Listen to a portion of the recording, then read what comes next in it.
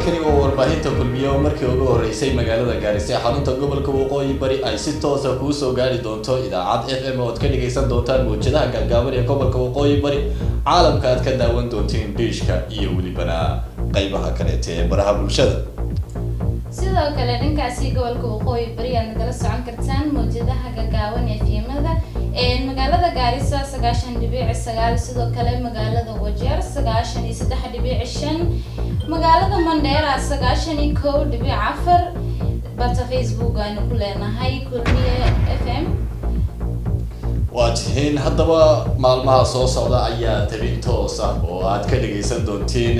guud ahaan daafaha dunida idin soo gaari doonta taasi oo ka duwanaan doonta warbaahintii horey aad u maqli jirteen waxyaalo fara badan oo caalamka casriga isbedelay lagu soo kordhiyay ayaad warbaahinta Kulmiye ku maqli doontaan ama aad ka dhageysan doontaan ama aad ku daawan doontaan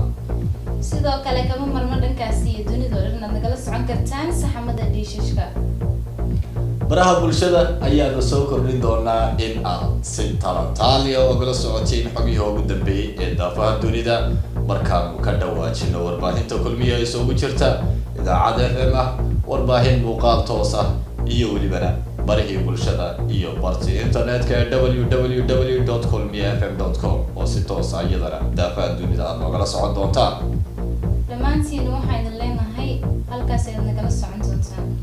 wariyaal khibrad iyo takhasus u leh tabinta xogaha idin soo gudbin doonaan ayaad la socon doontaan xogta ay ugu talagaleen bulshada Soomaaliyeed ee daafaha dunida ku nool hadda balanteena waa Kulmiye media oo idin leh nala socda